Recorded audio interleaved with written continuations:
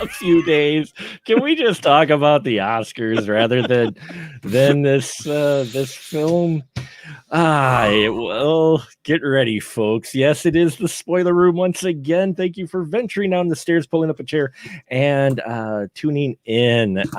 That's right, folks. We are wrapping up our Don't Fuck with Chuck month with another Chuck Norris film that also happens to be another canon film, which I didn't actually notice when I was picking this film.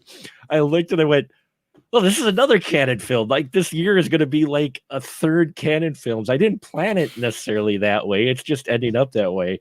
But yes, we are looking at Hellbound from 1994. And with me tonight to talk about this Chuck No, chunk is the right word. Yeah. Chuck Norris supernatural action film is none other than my right-hand man, co-host, and friend, of course. It is none other than Mr. Ian Simmons. Hello, sir. How are you? I'm doing great.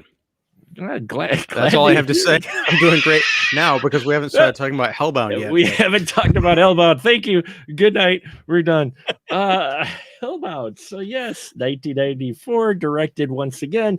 Another film by Aaron Norris, yes, who directed our last film we talked about, Braddock. We know how well that one went.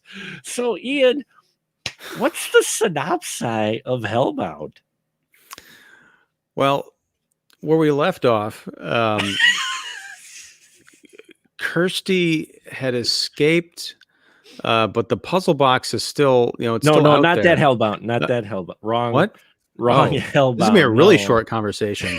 I was wondering why you thought that Chuck Norris was going to take on Pinhead. I'm like, he's nowhere in this movie. No, Sorry. But now I want to see that movie. I want to see Chuck Norris go to hell and fight Pinhead. Can you imagine what those roundhouses could do to like drive the nails further into? Oh, that's what it is. The human version, Elliot Spencer, gets sent to hell, and the nails get put in, and Chuck Norris slams them into his skull. And by the end of the fight, he's flattened all the nails into the skull of Pinhead, and he's just like, I love this. Okay, so now I'm excited. No, okay. This movie is, it jumps around in time. It has the gall to allege that it takes place partially in Chicago, my hometown. But back in the 1186 AD. I took extensive notes because, I had to have something to do while I was watching this movie. Rather than pay full attention. 1186 AD, basically you've got the Crusades and people marching, and Ash shows up in a car with a chainsaw arm. And nope, wrong. Nope, not that movie. Oh, dude. Sorry, I'm totally confused. No, so there's like these knights interrupt a satanic ritual. There's a minion of Satan named Perspicacity or something. I'm not going to get his name right. His name is Portanus. I think it was. Yeah, Protanus. Prostanos. Prostanos. That's what it was. I was calling him Protanos, but Prostanos. Totino's Party Pizza. That's the guy. I don't know.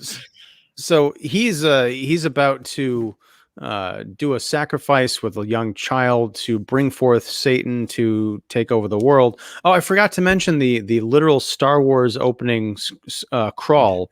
We literally get a Star Wars crawl. I loved it. I'm sorry. I was gonna actually find that on the internet and read it out loud because it's the most bonkers thing. I kept having to go back and reread it because I literally did not understand what I was reading. It's so dense and so dumb. But I guess it spells out this legend and this prophecy, of course. But so the knights interrupt this ritual. They stab the emissary of Satan. They shove him into a crypt. They put 4 swords in either side of this rectangular crypt to seal it up forever. But of course, jump forward to 1951 and thieves break into the crypt and they open up the crypt and the demon guy gets out. Fast forward to 1994 Chicago. The demon is now he's like 2 characters in present day, right? He's in Chicago hanging out with this hooker, and then he's also an archaeologist in Jerusalem or something, right? Because there's that whole thing where they encounter him in the city. He's an archaeologist in Jerusalem. He ended up coming to Chicago to get the artifact. That's why he was there. They don't explain that. I've pieced this together through my mental state that I'm always in, piecing these things together.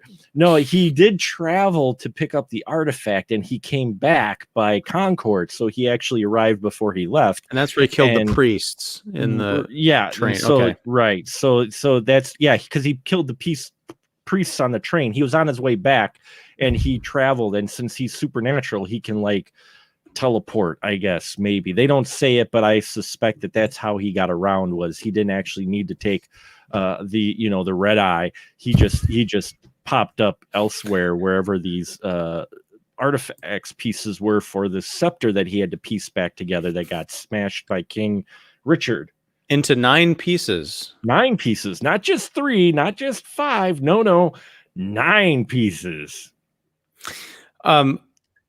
So I'm gonna, for the rest of this synopsis, I'm gonna just jump to Amazon because I was thoroughly confused by this synopsis. A murder investigation whisks Shatter and Johnson to the Holy Land's windswept reaches. There they discover that the fate of the world hangs in the balance. So by looking, because I rented this on Amazon, and by looking at this, it says it whisks Shatter and Johnson, as if I'm supposed to know who these characters are. Like, is this part of a series, like a buddy cop movie? But it's Chuck Norris and Calvin Levels, who I instantly recognized. You recognize what he was from? Adventures of Babysitting. Yes, he played Joe Gipp. Joe Gipp. Nah, you don't look nothing like her. I recognized. I knew him from that. I'm like, what's he doing in this film? But that was an instant. If this is a 0 on my scale of 1 to 5, his presence makes it a 1. Kind of gets knocked down to a half because of what they do with his character in the movie. Because Chuck Norris is beyond asleep in this, playing Captain or Detective Shatter, and then you've got Calvin Levels, who's like yelling and whooping it up the entire time because his partner is just like, I'm not going to give you any help in this scene. You've got to do all of the heavy lifting. That's my Chuck Norris impression. I'm just here for my million. I'm just here for my $1,000,000. Right. So the cops, they're investigating a murder. They get swept up in this. They get called to Jerusalem or Israel to take care of this professor or find him or something. They go to Israel to answer questions for the death of the rabbi in the U.S. That's so right. Israel asked specifically these 2 detectives to come to Israel to answer questions rather than phone. They had to call them there, which again, if it's an international incident, why are you getting these 2 jabroni cops basically to travel to Israel to answer your questions? Who's paying for this? CPD isn't fitting the bill for 2 detectives to go to Israel. They had sub budget. They had sub budget because they had some because they had money. That was a gimmick that was in this. Remember, there was an expense account at some point in this. So you're getting into the comedy. This movie wants to be everything. It's like a supernatural thriller. It's a horror movie because there's like disemboweling and dead bodies everywhere. There's a demon everywhere. Yes. Yeah, let him hit the floor. But then you get this wacky buddy cop movie complete with wacky buddy cop music, right? And the cute little scamp kid running around, pickpocketing people, and Chuck Norris playing Mr. After school special, like, it's wrong to steal, kid, but then I'm gonna take my partner's wallet that you stole, take all the money out of it, and then give him back the wallet. Like, these partners are supposed to be like best friends, but it's clear that they hate each other. They don't exactly like each other. No, they're trying for the buddy cop thing, but also for the supernatural thing. You're right about the music. I made a note. I took notes too, one whole page, but I did take notes. And one of the things was jokey music. There's like, I mean, just before you get like the rabbi killed, you get jokey music between Shatter, sorry, and Jackson. And I'm like, wait, is this supposed to be a buddy cop comedy? But then you get some really kind of vicious demonic thing going on. You know, you get the hooker smashed through a window onto the hood of the police detectives of Shatter and Jackson's car. I will say that was one of the most inventive things I've seen in this movie, or in any movie really. Usually when someone gets thrown out a window, it's just a window and you see them fall onto the street. This window, they actually had blinds and curtains up. So when she goes through it, it's like really messy as she's on her way down. Her body's tangled up and stuff. I thought that's something I haven't really seen before. Yeah, it was impressive that it wasn't just a clean window that she went through. And, you know, the body, when it lands on the car, actually looked pretty real too. So, I mean, there's bits in here. And then we get... it's a canon film, so it's possible they actually did just kill a hooker for the effect. This is later canon films, and they are on a limited budget because this is after Golan has left. So, you know, so I guess everything really is out the window. Everything is out the window. Well, we jumped ahead here. I mean, this is a deep film with our buddy cops. We missed out on how we're introduced to Shatter and Jackson, playing the good cop, bad cop angle. You know, again, jokey. It was kind of a jokey part. I'm like, wait, is this supposed to be a serious horror thriller about Norris fighting demons, or is this a haha film? What the hell? Well, this movie took probably 10% longer to watch than the actual runtime, because I kept rewinding to see if, you know, like the opening crawl or the introduction of these cops, because I couldn't figure out what was going on. I'm let down that it was a jokey buddy cop movie, because the way we're introduced to Shatter and Jackson is we cut to Chicago and they're like kicking a guy out the door, and Chuck Norris is yelling like, "Who's your supplier?" Yeah. And tell me I'm going to kill you, piece of shit. I'm like, oh my God, we've got Chuck Norris as a crooked cop. I am so in. This is like 2 years after Bad Lieutenant, so I could see a crooked cop fighting a demon. But no, it turns out like, oh, I want to be good cop next time. Yeah, I was actually disappointed by that too, because when I saw that, I'm like, wait, is Norris playing the unhinged one? This could get interesting. And then no, it's all an act. No, can I be good cop next time? I'm like, really? No, because that's the first and last time we see him. And I think even see him as a stretch, because I think a lot of that dialogue is off screen. That's the last bit of personality we really get. It's until this month, this series that we've been doing, I did not know a whole lot about Chuck Norris movies. So I thought he was perfect in the first Missing in Action. I actually mistook him for a good, capable actor, I think, because the rest of the film like really picked up a lot of it. But it's just been going downhill, and now we're at Hellbound, the basement level, and I'm like, he just has one note that he does. That's it. Yeah. You know what? We didn't even get no Norris removing shirt scene in this movie. Robbed. We are totally robbed by, you know, at least in the other three films, he took his shirt off at least once. In this, he didn't even bother taking his shirt off. I'm like, that's money right there. You know, I mean, yeah, have some cool like prison tattoos or something from back, you know, before he became a cop, because he was a rough and tumble dude. You know, give me some backstory. Give me something to hang my hat on. And then, you know, he gets in a fight with someone. He says, "You call that a hit? That's a hit." You know, the Crocodile Dundee reference I get. Yeah. This takes place in Chicago. You wouldn't know it because all the police uniforms are generic. And when they go to the cop shop, it's a giant sign that says "City Police." Yeah. Well, never mind. That's not the only time we get a sign. Remember when they go to the university to inspect the piece of evidence they stole, which is this head of this scepter that they found at the scene of the crime. They go to the university Department of Antiquities and like this huge sign above the window. I'm like, wow, okay. This whole opening, I mean, not only that, let's not, there's so many problems with this film, and it's so disappointing because on the surface, I'm like, Chuck Norris fighting a demon. This should be like easy. This is easy material here. But our rabbi's last name is Schindler, for crying out loud. This is like a year after Schindler's List. So, and he gets like eviscerated.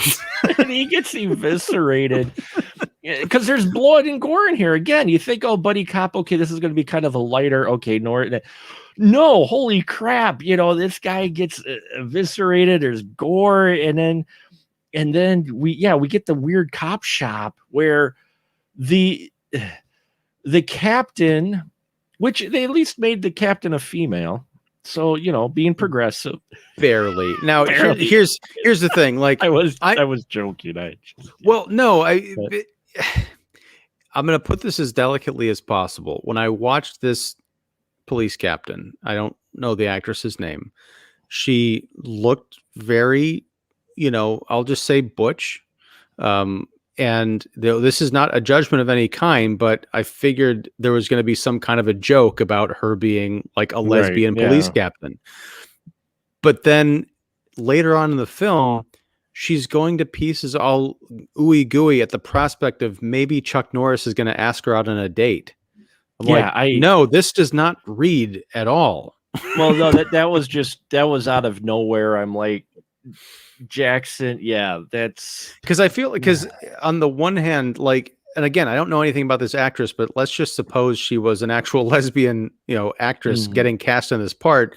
Representation, great, but then later on, suppose she is gay, being asked to pretend to be this person who would love to sleep with Chuck Norris. I'm like, that just seems like some kind of an abuse. It was a weird scene because later on in the film, she calls for an update from them. And Jackson is doing the smooth talking and says, oh, yeah, no, Shatter misses you. And you're right. She goes all like, ah. Meanwhile, Norris is upstairs taking out some minions. Barely. I mean, this is, for Norris, you're expecting at least some, even this hand to hand. He looked. Did you ever watch that video that they had a long time ago of crap, what's his name? Marked for Death. Steven Seagal, right? Steven Seagal, yeah. Where he went to like Russia or something. He was some celebrity at a martial arts conference or whatever, and he takes on like a dozen guys, and he looks bored as shit. I mean, these guys are coming at him with everything, and he's just like, nope. And it's not set up. I mean, he's that good. He's just like, these guys don't even but he looks bored as hell. Chuck looked like that in most of these action scenes. Unfortunately, he looked like he was just kind of there. Like, okay, I'm going to kick you now. And these guys are throwing themselves around the room because he's barely throwing them. I mean, that action scene where he's taking on the minions during the phone conversation has some action to it. But even there, he's just, it feels like he's just not into this anymore. Like he's just there for the paycheck almost. It really does feel like that. I mean, the most excitement, I think, in the movie in terms of the fight scenes aren't even necessarily involving him. Like this demon guy, Prosteros, he throws some people around too. And it's clear that the filmmakers wanted to show that he has the supernatural, strength. Yes. And so he would throw a guy, he'd go flying through the air, like almost on wires and smack into a wall and fall down. That's more interesting than whatever Chuck Norris is doing with his kicks. They're just, they're amazing. He's amazing physically, and he's got a great physicality, but you're right. There is a way to make something as awesome as that seem rote and kind of, I could do this in my sleep, and I kind of am. Yeah, it was. Now, the guy playing, well, we call him Pro Santos. He is actually referred to as Lockley in here, As who that's his professor persona. Professor Lockley. Yeah, spoiler. Oh, Yeah. we ruined it for you. Guess what? The archaeologist who has the same hairdo and looks exactly the same, looks the same as the guy who's talking all low, deep voice and trying to kill babies. Spoiler. Anyway, who plays Lockley, aka Pro Santos, is actually a very versatile. I mean, he's been in a lot of stuff, though his look looked like he was one of the aliens from I Come in Peace. Yes, I thought about that too. He looked so much like, I'm like, wait, is this a crossover? Do I Come in Peace? Where's the CD gun? I want the CD gun, but there's no CD gun. I do have the crawl. I have the opening crawl, Ian. Do you want to read it? Should we read the opening crawl? If you don't mind? Just for those out there watching, make sure you have some.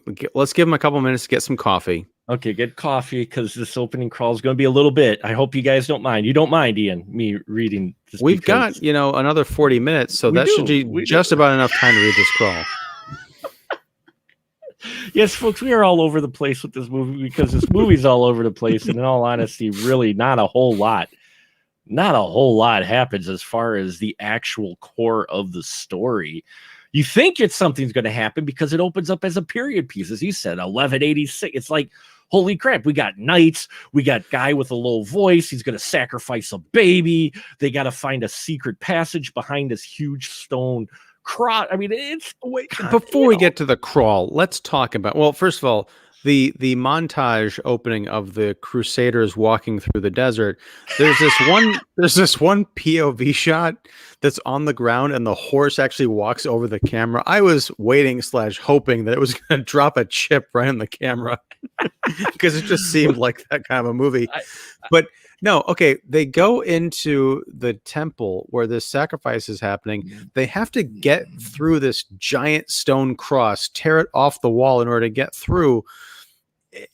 How many entrances are there into this place? Because it seems like if you're gonna go in there, and he's got these robed demon minions down there, so it's like, how did they get? If this is the door, how do you close the cross behind you? And then at the end, they're like, seal off all the entrances to this place. What other entrance? You're telling me there was an easier way to get in here? No, I think they that was the secret passage that they were taking. That's why they were there behind the cross. That's why it was behind a steel cross, because that was a secret passage. You don't know a secret passage, that's a secret passage. They didn't take the main entrance because all his minions, who actually had some really decent makeup effects. It was like most of the budget went to the minions because they looked freaking scary. Santos is just looking like an I Come in Peace dude, but his minions were actually looking like demons with the gnarly horned face and they looked like better versions of those little Jawa demons from Phantasm. All grown up. That's what they came. They looked like grown up Phantasm. I also felt bad for the guys who were marching to the temple who had to be on foot because there's only like 4 people on horses and everybody else had to try to keep up. And I was just like, oh man, I feel bad for those soldier guys that got to hoof it, They were committed. They were on a religious crusade. Well, even the one priest had to walk. They didn't even give him a horse, So the epic crawl, folks. Here is the epic crawl.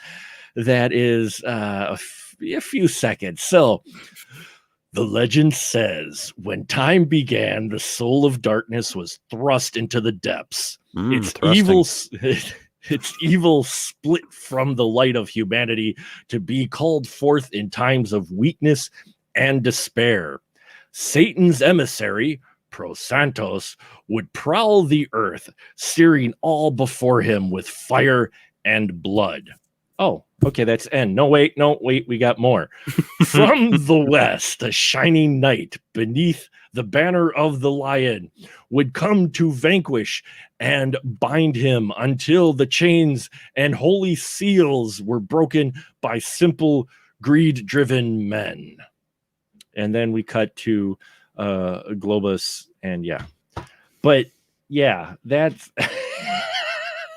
so they basically told you what was going to happen over the next 10 minutes, because as we mentioned before, that's what happens. You see the guy who is King Richard under the lion banner take out Pro Santos, lock him in, and then 1951, why it's not modern times, I don't know, but we go ahead to 1951 where there's two Tomb Raiders, not those type of Tomb Raiders. These guys had, they were dressed for desert travel, not for, the cover of Playboy. No, they are actual Tomb Raiders. They go down and they steal these golden crosses, release Pro Santos, who then hangs 10 for like, 40 years it would have been, because it was 1951 when they break in, and we go to quote unquote modern day, which is 1994. So he just hung out for 44 years, couldn't find all 9 pieces in that time. Well, he was studying to become a professor of archaeology. I mean, that takes some commitment and time, and yeah, it makes no sense. And the only reason I think they included the 1951 is to give this more of an epic scope, because literally it's still just that cave set. You've got a couple of people dropping down from, out, but we never see really outside. It's just two people in a different costume coming in, retrieving the sword.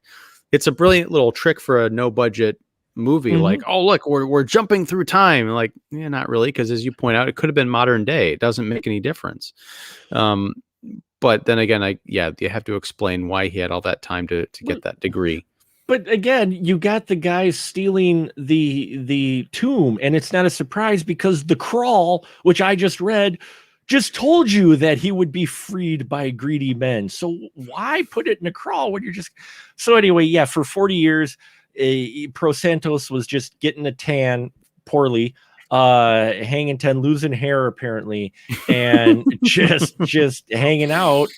When, I know he was trying to search for the 9 pieces, but it took him 40 years and he still hadn't found all the pieces, because in 1994 he still had like 2 or 3 pieces to find for this scepter that he had to put back together, which they never even gleaned why he really needed the scepter. I mean, he could have just killed a royal blood baby with a sword. Why the scepter? Yeah, well, because it's the prophecy. But as far as finding the pieces, I mean, Easter was not that long ago, and instead of using plastic eggs, we found these plastic like cars that fit together like eggs. Oh, cool. Multicolored. Yeah, they're nice. And our youngest loves cars and trucks, so we hid the candy in that, and that's how they went and found their prizes. My youngest likes to do that every morning now. So at 6:15 a.m., I'm having an Easter egg hunt with cars. A few days ago, he lost the yellow one. Uh-oh. And we only ever have this hunt in his room. We have searched up and down for this yellow car and is nowhere to be found. So I can believe that it could take 40 years to find a piece of a broken sword. That's all I'm saying. To find, okay. Argument taken. 1 win for Hellbound. Well done. You've put a positive column in the Hellbound. Every time you say the title, I just want to be watching Pinhead. I know, right? I know you really do, don't you? When they get to Israel, then the film really goes odd places, because they're interrogated by the Israeli police force, where we get a wah wah, where they keep it for hours on end for interrogating, and then we meet up with this street urchin, the kid who is on the street, and they scam, of course, not Shatter. They scam Jackson, of course. Yeah, because Jackson just wants food. Apparently, they arrived and they were there for like 2 days and hadn't eaten. Apparently, because Jackson just kept talking about ordering food, and they never got food. And I'm sure they falafel about it. No. But before we really get into Israel, I do want to point out the one really cool trick that they did in this film. It involves our Professor Schindler. Yeah. When he dies, he stabs Prosantos, Propecia, oh yeah, he whatever. Does. Yeah, that's right. He stabs Prosantos with the and he falls down the floor, and you think he's dead. I think it's this. I think it's the same scene. He goes over to he leans over the body, and then Prosantos jumps out of from a dark corner of the room. So you've got the body that's laying on the floor, and this also duplicate body jumping out of the shadows. I thought that was a really cool trick. So he can be literally anywhere. But let's go to this Israel scene. The scene with the cop reminded me of a much better movie that we talked about last year, I think. Or was it earlier this year? I lose all track of time. Nighthawks. Yeah, the scene where this year. This was this past year, yeah. My God. But the scene where Stallone and who was his partner in that movie? I'm blanking on it. I just blanked on it too. Keith David? No, Who was? It wasn't. Damn it! It wasn't Carl Weathers, was it? Was it Billy D. Billy D. Williams? Billy Yes. D. Okay. Williams, yes. Yeah. There we go. Oh, so Billy D. Williams and Sylvester Stallone, they're trying to catch this killer, this international killer. So they have to have a whole course on the whole history of this international killer, and that's kind of we get a lame version, a lame comedy version of that scene in this movie. Yeah. So it made me think of a better film. Yeah, that killer who blew up Catherine Mary Stewart. Damn Bastard. Him. Yeah. Bastard. But in this film, there's no blowing up of Catherine Mary Stewart. There is an assistant of Lockley who never noticed how his eyes turn weird when he turns demon, because he gets these kind of cross-eyed snake type demon eyes. That was a cool effect too, because the contacts, like, they roll over those like sideways snake eyes in his eye, like when he turns to look at you. It's almost like a digital effect or something, but it had to have been a practical contact. It was just a contact. Yeah, it wasn't digital. There were no digital effects. But it was it was kind of neat to see, because I'm like, I shouldn't be able to watch this. Yeah, it was just enough to make him off, so you knew he was in his demon mode. There was her who you kind of thought maybe they were going to do a romantic angle with that because it's Chuck Norris, but maybe it's because he didn't take his shirt off that they don't really explore that. When they first meet her. That's what. So 90s, folks. This did not land well in 2020 eyes. It shouldn't have landed well in 1994 eyes. They see the assistant. She's up on the balcony and they're looking up. And Jackson goes to Norris and goes, "So what do you think on a scale of 1 to 10? I mean, they just met her. And he's like, "Don't you say 12? And he goes, "I was going to say 12. In pure Chuck Norris comedic delivery. So they're already judging her looks by then. I was impressed that they did not cast a bubbly, very young, like college person for the assistant of Lockley. They actually have someone who you think has, her character at least was not oh no, Mr. Lockley's not here. I'm glad they didn't cast that. Well, character. And that leads us back to the missing in action conversation, because the love interest in that movie was also a mature, career woman, which was kind of cool to see. Although I did find it odd, because I still have that reptilian male gene in me. When Jackson says, "Don't you dare say 12," I was thinking the same thing. I'm like, she's an attractive older woman, but if you talk about what two guys think when they're sizing up chicks, no offense, they're like, no, you want the bubbly 18-year-old Instagram model who's barely wearing any clothes. No, I mean, on one hand, it was fine, but the other one too, they're cops on like official business. I mean, I guess it was just one of those things too, where it was like, really, this is how they are. Now, did you paid more attention to the score than I did? Did they have sexy saxophone music when they show her for the first time? Because I feel like this is the movie that would have the sexy saxophone music. They didn't. That was about the only thing. George S. Clinton did the music for this. So no, there was no sexy sax when she showed up. I'm surprised. They were too busy doing comedic music for just random scene that didn't even really have any comedy to it. But by God, we get the old da-doonch. It's the only thing missing from this score is a damn slide whistle. It was. Well, and the reason I brought up the assistant now is because So as it turns out, part of this ceremony is not only for Pros Santos to assemble the 9-piece staff, but he needs royal blood. To which at first you're like, okay, well, there's no royal blood, there's no baby. Okay, so this is going to be a little while before he can like finally bring about the apocalypse. But no, we get a reveal over the assistant, played by Sherry J. Wilson. The assistant apparently has royal blood because her dad father's was a duke. You know, and okay, here's the thing. First of all, the assistant's name, I think we've just been referring to as that. Her character name Leslie, all right? Yeah. Professor Lockley keeps referring to her as princess. Yeah, I caught that too. That's foreshadowing for the audience who's still awake. You know, both of them. That's not foreshadowing at all. But here's the thing: he's a professor. She's the assistant. Is that appropriate or just weird to just like go around calling your assistant princess, like apropos of nothing? Like it's almost a derogatory. I'm thinking more in like the Han Solo thing, where it's like, you know, come on, princess, you go get me my coffee or whatever. But no, it doesn't work at all. It's so clumsy. Yeah, it's clumsy, and they put it out there just so that you could go, oh, so that's why he calls her princess, and you're just like, that's the only reason why that line is in there. She would have reported him to like whatever Jerusalem University HR they have. Right? Like, my boss keeps calling me princess, and he keeps looking at me funny. I don't know. I don't like this. Yeah. Yeah, it's just, you know, they're at an archaeology site, and I think it's Jackson finds something. He starts dusting it off and finds an artifact just randomly.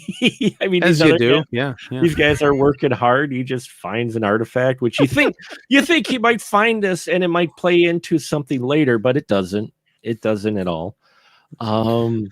They came up with the princess thing. That's as much work as they need to do for the week. We're done. There you go. We've got the princess angle. So yeah, you know, help me out with something, because I just looked at my notes and I was thoroughly confused by something before they get to Israel. It's the introduction of the fact that they're going to Israel. Right. And this is more proof that these guys hate each other, these two partner cops. Yeah. Chuck Norris walks in. Sorry, Shatter. He's Chuck Norris. He walks in and he says, Jackson, I've got good news and I've got bad news. Oh, God, yeah. Says, what's the good news? Or what's the bad news? What's the bad news? And he says, the bad news is I got you Bulls playoff tickets. And he's like, game 2. I'm going to game 2 tonight. This is amazing. And he's like, what's the good news? Good news is we're flying to Israel tonight in 4 hours. 4 hours. Yeah. So Jackson was upset that they had to go to Israel, but at no point did he circle back and be like, so this means that we can't go to the game. Why did you get me these tickets if you knew that we can't go to this game that's happening at the same time we're going to be on a flight? Well, and then he lets him get his money taken by the young boys. He's reluctant to give money to Jackson for the food that's part of the expense. He's just like gives him a hard time. I mean, it's difficult to watch because you're just like, why are these two even paired together? Yet then they're yucking it up with, oh, I wanted to be a bad cop, or I wanted to be, you know, then they're supposed to be dropping jokes. It's like, this is a weird relationship between these two. I mean, it really is. I mean, I don't want to get anybody's heads, but like, Jackson is not a stereotype, but he's definitely a punching bag. Like, down to the fact that his name is Jackson. It seems like every like black sidekick, like marginal character in these movies was named Jackson, because it's like, we need a black name. Oh, Jackson, fine. Like, you could almost just like look at the character list without looking at the names and be like, oh, he's gonna be a cop. His name's Jackson. He definitely was tropish as far as the sidekick angle and being the butt of all jokes, for lack of a better term. He's bumbling for the most part, outside of the one scene where he takes out the pimp But when they get to Israel, he's the fish out of water. He's complaining about food. He's complaining about being hot. The hotel, and The he's hotel. just unsophisticated. This guy is, he's a cop, and his partner is like this. They're like really good detectives together, but it's like all of the smarts that you need for that job are just out the window. Again, I go back to, Billy D. Williams and Sylvester Stallone. I would love to see those guys go up against the demon. We want to see the guys from Nighthawks go against Bros Santos and his minions. I would love that movie. Yeah, I feel bad because, and it's just because it's careless handling of these characters. There is potential here, more so than the other films we've watched this month and we've talked about what could have been. There's a lot of potential here. It's just there's really no effort. It feels like there's really no effort. Like they had just this idea, and in true canon fashion, well, let's just make it. But now they're on the ropes. They don't have the budget. They don't have necessarily the talent anymore behind the scene as much as in front of the camera. And it shows because, the Jackson character, there's no setup. And that's why we're kind of on this, is that, he's the butt of jokes. It seems like they don't get along. There's no setup telling you that these guys deep down are really close. Right. There's never any scene or line or dialogue that makes it feel that these guys actually are bonded together. They've been partners for years. There's nothing establishing that. So it really comes off as these two guys, this odd couple, beyond odd couple, to where you're like, just go your separate ways. Yeah, and it's unfortunate because what you mentioned about canon is very true. You know much more about this stuff than I do, but the one thing that doesn't cost much money that can take a no budget film and turn it into something really special is the script. Mm-hmm. Ink or pixels on a word processor don't cost you anything, and except for maybe a few more bucks to hire some higher quality talent. But you could really make something of this by giving some more characterization, one scene of dialogue, talking about how they got together, how long they've been doing this, have an emotional scene between them, just something. I wondered what the hell Chuck Norris was doing in this movie. He doesn't show up for like 20 minutes. I don't know. Tie it back to, you talk about this lineage. That princess thing is completely lame. What I'm about to suggest would be totally cliche, but it would make more sense. Have Chuck Norris be a long-lost descendant of Richard the Lionheart. He's the only one who can stop this demon. I'm surprised that there wasn't this line, because he turns out to be the only one who can stop this demon. I'm surprised there wasn't that either,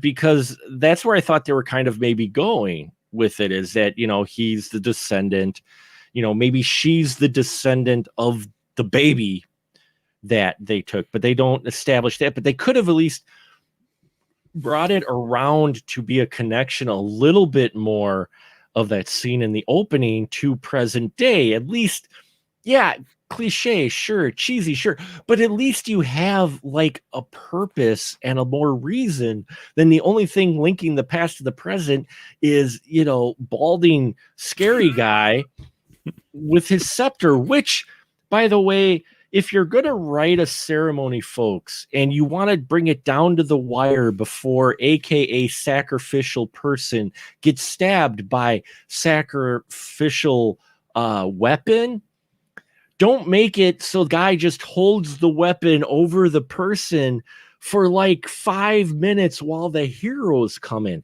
Have him have to do other things, because the opening and even in the climax of this one, he puts Leslie out on the slab to get sacrificed to bring around the end of the world.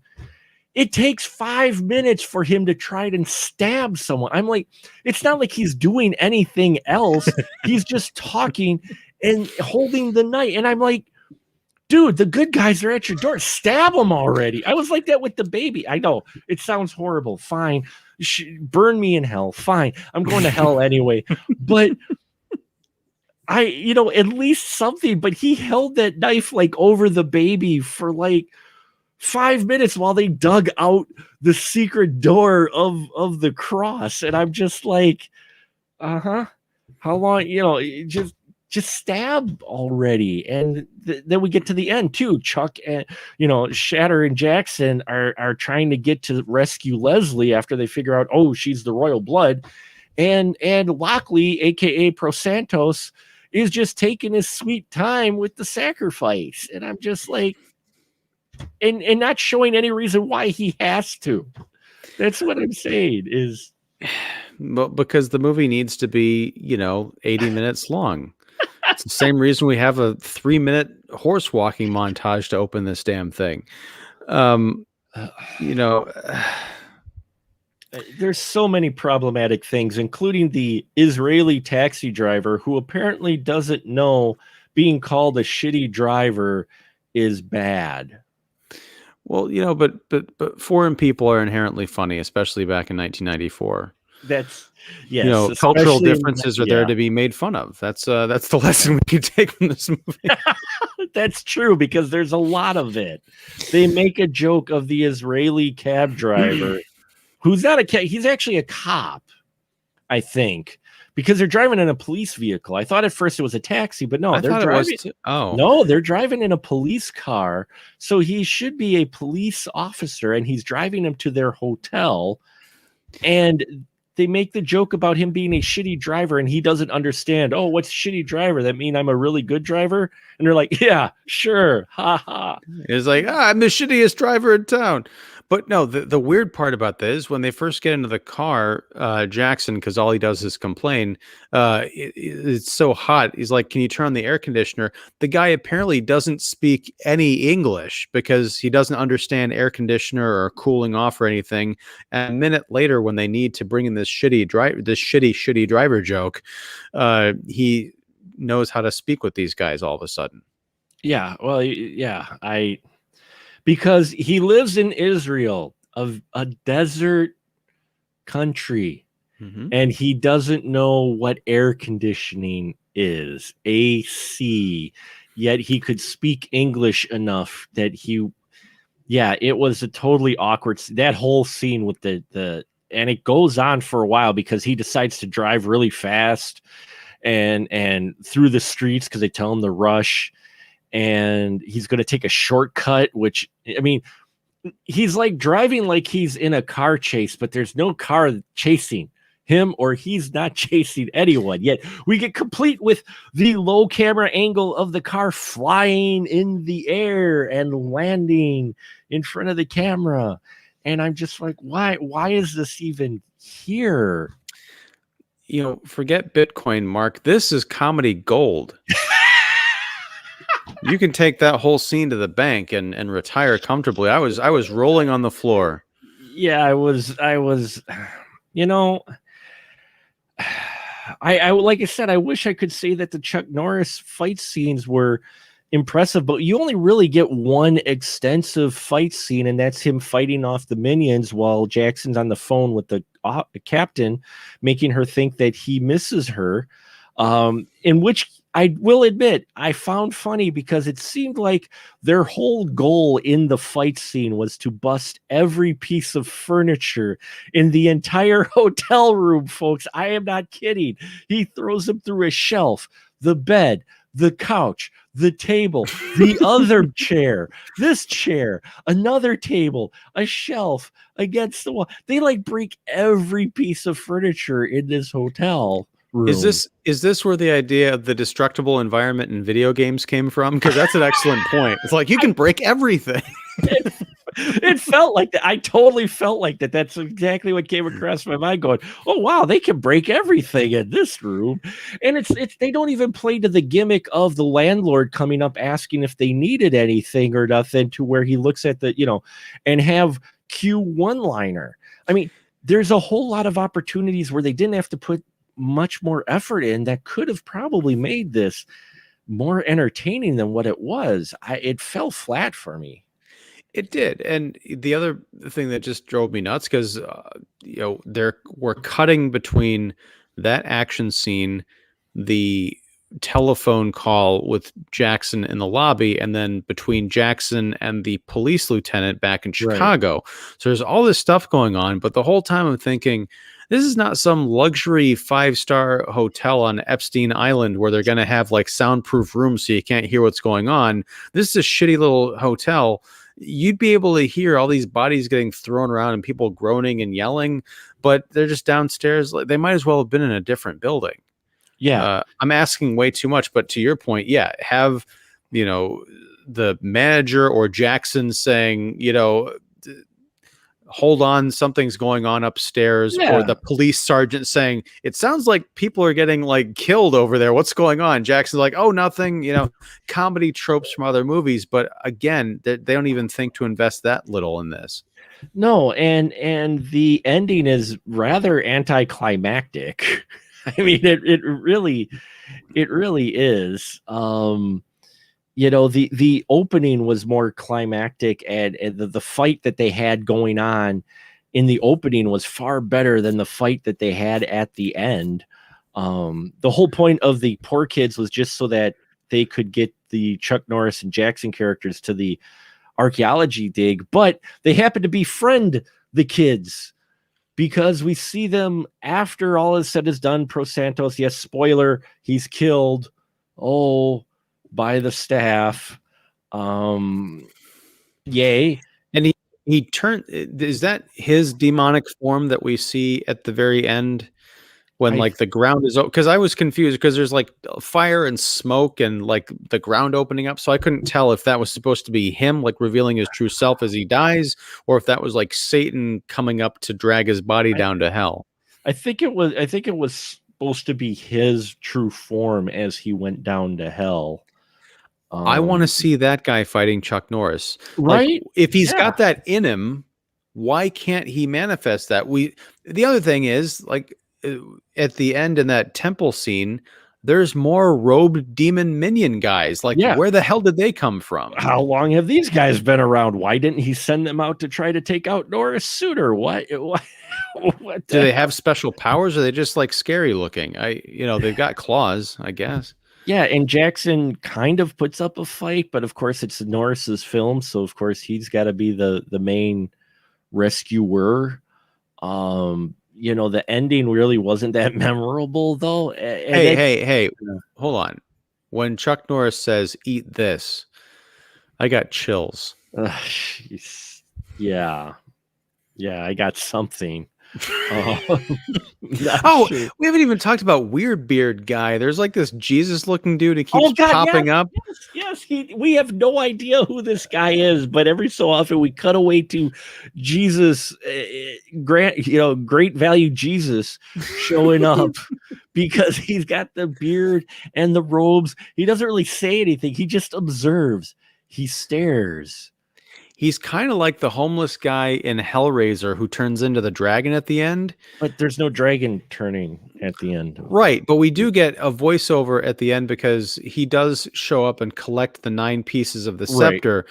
And it took me a while to figure out that voiceover was supposed to be him because it doesn't sound, the voice does not match what that guy looks like. Right. It's just like, and then I decided to put the pieces together. I'm going to collect them so that no one can resurrect this guy again. I'm like, that's not your voice. It was not his voice, no. Yeah, because after they vanquish Pro Santos, the staff magically just breaks into like 9 pieces again. It just falls apart. It's like, okay, all right, that part. And this guy's going to go hide the pieces. And we see Jackson and Shatter say goodbye to Leslie and say goodbye to the young kids, who then we get the joke of them stealing Jackson's wallet again and freeze frame. The weirdest freeze frame ever. It is the weirdest freeze frame in a film that you wouldn't expect a quote unquote comedic freeze frame to happen, because this freeze frame that happens, you're like, in this movie we're ending with a freeze frame of the kid with a rather happy but goofy face while stealing Jackson's wallet while they're in line to take their flight home. Yeah, so what's the rest of this story? Am I supposed to gather that Jackson's going to run out of the line and go and catch this kid? Is the kid going to run, or is he going to turn around and be like, just kidding? Or is he going to be like, yeah, it's just your wallet. You know, Chuck Norris has your money. Uh, on top of that, was Shatter really going to let Jackson fly back to the United States, assuming that there weren't going to be any other stops on that flight where he might need, I don't know, identification, a Identification. passport? Is he going to get held in some prison somewhere because he's an unidentified passenger on a plane? I mean, this is the early 90s. It's not 9/11, but, you know, Beirut was still a thing 10 years earlier. What the hell is going on in this movie? At the end, I don't know, but we do get a Perot joke for those who grew up during that time. So Jackson's like, I love this Perot guy. I can't wait to see him run 97 or 96. It's so random, like most of this movie, but this has got to be one of the most random lines before he gets the Bulls tickets. And I do apologize, we've jumped around tonight, folks, but this film really deserves it.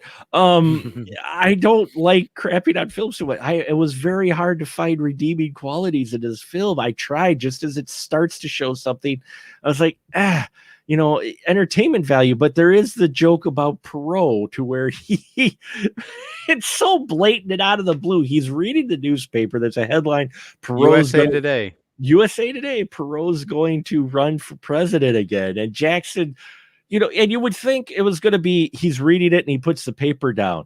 No, he actually puts in a joke about, wow, this Perot, I'm going to vote for him in 97 when he runs again or whatever. Or 97. I'm like, well, that's we keep talking about politics in the movies. It's right there. There you go. I guess we know who Canon Films wanted to support. Was H. Ross Perot, really? Speaking of Jackson, I did write down a couple of his more memorable lines. Go for it. Either this guy is nuttier than a Snickers or there's some real heavy shit going down. Yes. Like that one.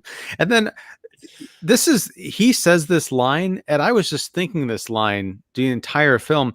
Why don't you just cut my nuts off with a dull ass butter knife? Yes.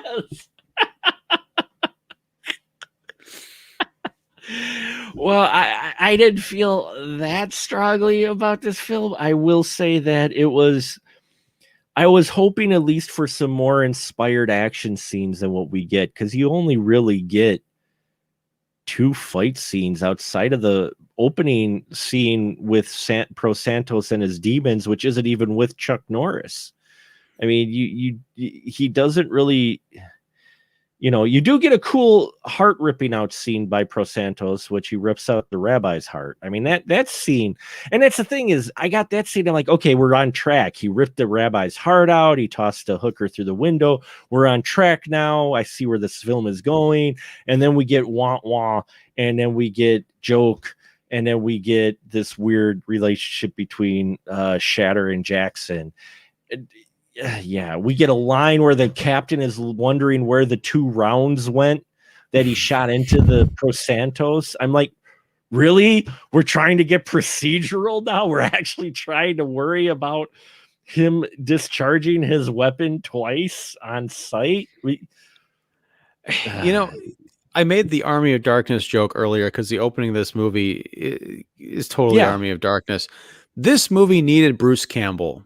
Instead of Chuck Norris, imagine Calvin Levels and Bruce Campbell in this part, giving each other crap, like going up against these supernatural forces, just like making crazy faces and, having to like really become smart in a way that they weren't already before. That would have been so much fun. Oh, and I want to see that movie. That would be great. Bruce Campbell from Army of Darkness with Calvin Jackson as the 2 guys taking on Pro Santos. I want to see that movie now. That Assault on Precinct 666. Copyright Spoiler Room. There you go. Let's get to work. We'll write it, and when Canon comes back, we'll pitch it to them. They'll make it. They'll make anything, apparently.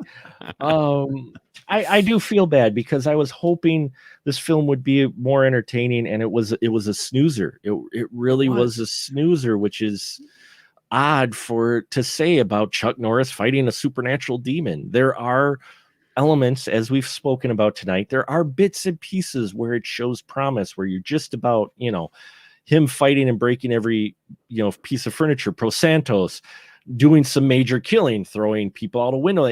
There's moments like that, but they're too few and far between. I mean, there's even a really actually cool scene, but they really don't do anything with it between Chuck Norris and the wallet thief, between the kid on the roof. Mhm. There's this just kind of wonderful scene between the two. And you think it's going to go somewhere. Maybe they're going to befriend something, or the kid's going to change his way. And but not really, No, I mean, this thing was a snoozer. I was checking my phone. I was doing some email. There were times when I was just sitting and watching the movie, but then there were other times I'm like, I've always got a million things going on. But when I watch a movie, I sit down and I concentrate on it. But sometimes it's just really easy to say, what's going on Twitter?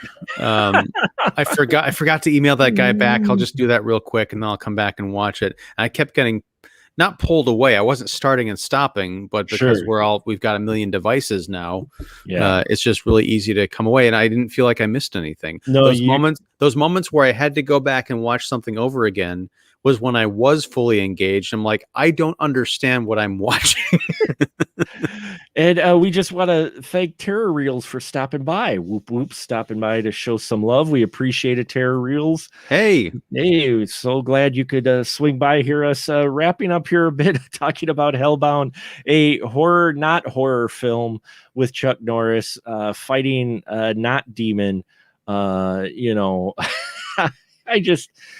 It's sad because there was potential here, and just as I was getting into it, I was like you. I'm like, wait, what? Because something would happen that would just be like throw everything off. You're like, I thought you were going there.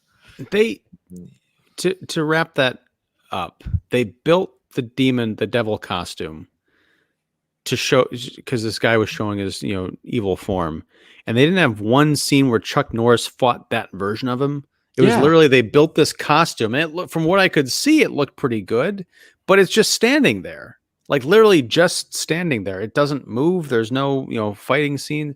Again, these people didn't know what they were doing.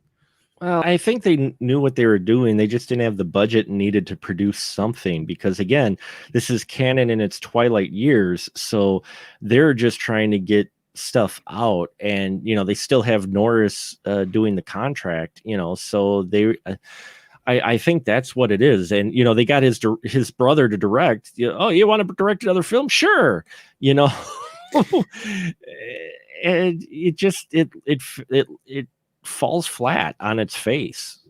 Yeah, it really does. It's sad. And so there you have it, folks. Hellbound, probably one of the first films in a while to where E and I both agree that it's not really worth your time. Usually we're at least have some disagreement on just how good or bad a film is, but in this one, I try, and like I said, I found little bits and morsels here, but there wasn't enough to keep me invested. I completely even barely remember the demon form of Pro Santos, because by the end of the film I was pretty much checked out, because I wasn't interested in any of the characters. There was no chemistry between anybody, and you're just like, there was a lot of elements here that could have come together for a fun, cheesy canon supernatural action film with Chuck Norris, and instead you get Hellbound in its current form, which I am not sure what it is. What's your final thought with it, Ethan? I have no final thoughts. You summed it up perfectly well, and I'm fully ready to move on to. Well, people know, people love and watch this show all the time, so they know what we're talking about next week. Yes. Next week, I have decided that we are going to. It's going to be Death Wish. It's the other Chuck, is what we're looking at. Other Chuck. Oh, there they are. We're going to be covering the 4 Death Wish films, folks, next month. And the 5th one will probably most likely be a VIP Patreon episode. just as a little teaser to maybe get you to head on over to our Patreon and check things out. We're very cheap and easy. But yeah, we're going to cover at least 4 Death Wish films, starting with Death Wish 1 next week, which wasn't a canon film, but then we're back. We're bringing it back to canon again. One of them is our canon fodder film, which was voted on, Death Wish 3, and me being the completionist, I'm like, let's just do them all. There's 4 weeks and there's 4 weeks in May, so why not? So now you have a little insight of how I plan out our show, folks. I'm like, 4 weeks, 5 Death Wish films. Yeah, we're doing all the Death Wish films. There you go. That's how we're doing this. So there you have it, folks. Thank you so much for listening to us ramble about Hellbound with Mr. Chuck Norris. And now this, as always, is where I give my wonderful guest and crew member a license to shill. So Ian, please shill away. Well, I want to start by shilling. We talked about this on the Patreon show before we jumped on here. I want to shill for you, Mark. Folks out there, if you have not listened to Mark's excellent interview with Austin Trunick, the author of the Canon Film Guide Volume 1 and soon Volume 2 and Volume 3, definitely check it out. It's really fun. It's like a great casual conversation between two buddies, even though this is the first time they've really met. And there's a lot of great, rich information about Canon films in that conversation. And it really is a great commercial in the best sense of the word for the Canon Film Guide. So yeah, that's that. I'm Ian Simmons. You can find me at kickseat.com. I run Kicking the Seat, which is a movie review website, and I've got a podcast and a YouTube channel. You can find me at Kicking the Seat on YouTube. Up until very recently, I was doing Friday night live streams with Mark and a crew of Earth's mightiest critics talking about the Marvel shows, but now they're on hiatus until June, so I don't know what the hell I'm going to do with my weekends. What are you going to do with your Friday nights? I'll come up with another show we can do. No. I'm game. No. Yeah, so join me over there, subscribe, like the stuff, and yeah, there's a little something for everyone. We do doing a lot of horror shows. I noticed that. Yeah, it's some of my most popular content. I just recorded one this afternoon. They'll be going up tomorrow about Dracula, Prince of Darkness. We're doing a whole Hammerland series, which was a lot of fun. Well, Hammer, I can see why, because Hammer has this great following of some very devout fans out there. So, and I'm one of them. These are movies that I completely ignored until like just the last couple of years, and I don't know what the hell I was thinking. These are amazing. They are. Of horror. Yeah. They are. There's a reason why people go crazy for them still. I mean, not just the cast, but the films, the production, everything about them. Hammer is set a standard for horror that you can see the influences to this day. So yes, check out everything at Ian's channel. He's got great stuff there. So check all of that great stuff out. You know, what else you got to do with your week? So plenty of content to go around. And Death Wish, the other Chuck month is coming up. So stay tuned for that and whatever else we come up with. And now I think we'll just say a good night, everyone. Eat this.